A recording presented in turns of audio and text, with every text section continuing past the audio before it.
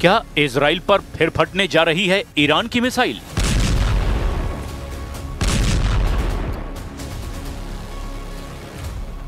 क्या तेल अवीव और हाइफा में फिर इसी तरह होगा हमला? क्या ईरान की मिसाइलों के आगे फिर ढह जाएगा इजराइल का डिफेंस सिस्टम? इजराइल पर ईरान के हमले को लेकर बड़ी चेतावनी जारी हुई है।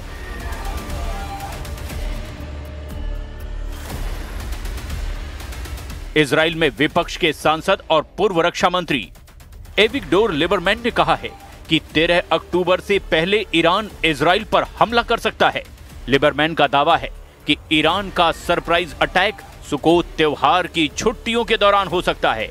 इजराइल में सुकोत त्योहार 7 दिन तक चलता है। इसीलिए लिबरमैन ने कहा है कि 6 अक्टूबर से 13 अक्टूबर तक इजराइल के लोगों को बम शेल्टर के पास रहना होगा। एक तरह से एविगडोर लिबरमैन ने इजराइल में ईरान का खौफ फैला दिया है। यानी इजराइल में इस वक्त ईरान की मिसाइलों का सायरन बजने लगा है। इजराइल की सेना को इस बात का एहसास है कि जून में हुए युद्ध के बाद ईरान ने अपना हथियार गोदाम भर लिया है। इजराइल को भी अमेरिका से हजारों बंकर बस्टर बम सप्लाई हो चुके हैं। इसीलिए अगला ट्रिगर कौन दबाएगा, नए युद्ध का फैसला यही बात करेगी। एविगडोर लिबरमैन ने कहा कि ईरान इजराइल से बदला लेना चाहता है, इसीलिए इजराइल को ईरान पर फिर से पहले हमला कर देना चाहिए। ईरान बदला जरूर लेगा, इजराइल पहले हमला करे। इसमें कोई शक नहीं कि नेतन्याहू बहुत दबाव में हैं। एविगडोर लिबरमैन जिस तरह से ईरान को ललकार रहे हैं, उससे लगता है कि नेतन्याहू को कोई फैसला लेना ही होगा, क्योंकि अब इजराइल के अंदर ईरान से फिर युद्ध करने का प्रेशर बढ़ने लगा है। लिबरमैन इजराइल में विपक्ष की पार्टी इजराइल बेतिनू के प्रमुख हैं। उनका कहना है कि ईरान को रोकने के लिए इजराइल के पास कोई और रास्ता नहीं है। इसीलिए ईरान के बचे हुए परमाणु और मिसाइल ठिकानों को पूरी तरह बर्बाद कर देना चाहिए, और ये भी कि वो खुद मोसाद से कहेंगे कि ईरान में सत्ता बदलने के लिए काम किया जाए। تصور این که بتونن ایران ما رو مردم ما رو به زانو در بیارن تصوری است که در خوابش ببینن. ایران چیزی است که هست. लिबरमैन दावा कर रहे हैं कि अगर वो इजराइल के प्रधानमंत्री होते तो ईरान पर हमला कर देते, और नेतन्याहू को भी इस वक्त ऐसा ही करना चाहिए। वैसे 13 जून को ईरान पर हमला करके नेतन्याहू ने यही करने की कोशिश की थी, और वो अपने मिशन में पूरी तरह फेल साबित हुए थे। लेकिन लिबरमैन जिस तरह से नेतन्याहू को युद्ध के लिए उकसा रहे हैं, उससे साफ है कि ईरान और इजराइल के बीच बहुत ही खतरनाक युद्ध का खतरा फिर से मंडराने लगा है। एविगडोर लिबरमैन 2001 से इजराइल की सरकारों में मंत्री रहे हैं। 2006 में वो पहली बार उप प्रधानमंत्री बने। 2009 में वो पहली बार विदेश मंत्री बने। 2016 में लिबरमैन पहली बार रक्षा मंत्री बने, और 2021 में 1 साल के लिए वित्त मंत्री भी रहे। लेकिन अभी इजराइल में लिबरमैन विपक्ष में हैं, यानी नेतन्याहू के विरोधी हैं। लेकिन अब उनकी बातों में ईरान को लेकर जो वार्निंग है, वो बार बार बता रही है कि इजराइल और ईरान के बीच युद्ध अभी खत्म नहीं हुआ है। गाजा में जब आग बुझाने की कोशिश हो रही है, लगता है इजराइल अब ईरान में फिर आग लगा सकता है।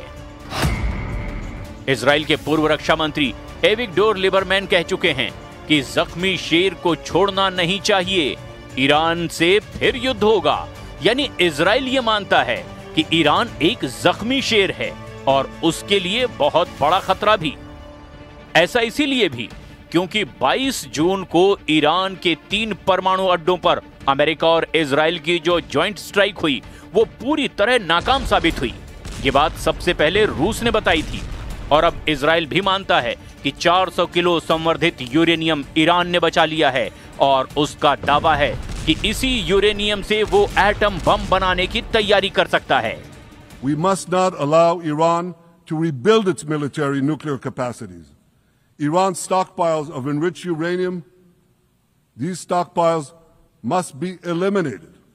And tomorrow, UN Security Council sanctions on Iran must be snapped back.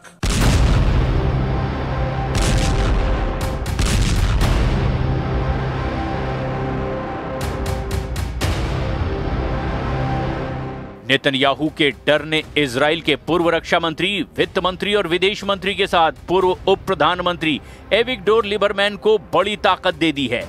अब वो भी ईरान की मिसाइलों का बड़ा खौफ दिखा रहे हैं। लिबरमैन कह चुके हैं कि मैं सबसे ज्यादा ईरान की बैलिस्टिक मिसाइलों को लेकर परेशान हूं। ईरान की सिर्फ 26 मिसाइलें इजराइल पर गिरी हैं और उन्होंने बेतहाशा तबाही मचाई है। ईरान अब भी बड़े हमले की तैयारी कर रहा है क्योंकि उसके पास हजारों मिसाइल हैं। क्या होता अगर इजराइल पर सिर्फ 26 नहीं बल्कि 260 मिसाइल गिरती? कितनी तबाही होती। ईरान ने इजराइल के खिलाफ करीब 600 मिसाइल दागी थी, 1000 से ज्यादा ड्रोन लॉन्च किए थे और इन हमलों में इजराइल के 29 लोगों की मौत हुई जबकि 3000 से ज्यादा लोग घायल हुए। उनके मुकाबले में इजराइल ने ईरान में 900 टारगेट्स पर 4000 से ज्यादा बम गिराए और इन हमलों में ईरान के 1060 से ज्यादा लोगों की मौत हुई। लेकिन इजराइल के शहरों और खासकर मिलिट्री अड्डों पर जिस तरह से ईरान की मिसाइल गिरी, उसने इजराइल के मिसाइल डिफेंस सिस्टम को पूरी तरह नाकाम साबित कर दिया। इसके बाद सीज फायर से पहले ईरान ने कतर में भी अमेरिका के मिलिट्री बेस को नहीं बख्शा। यानी ईरान ने बता दिया कि उस पर हमला हुआ तो जवाब जरूर मिलेगा।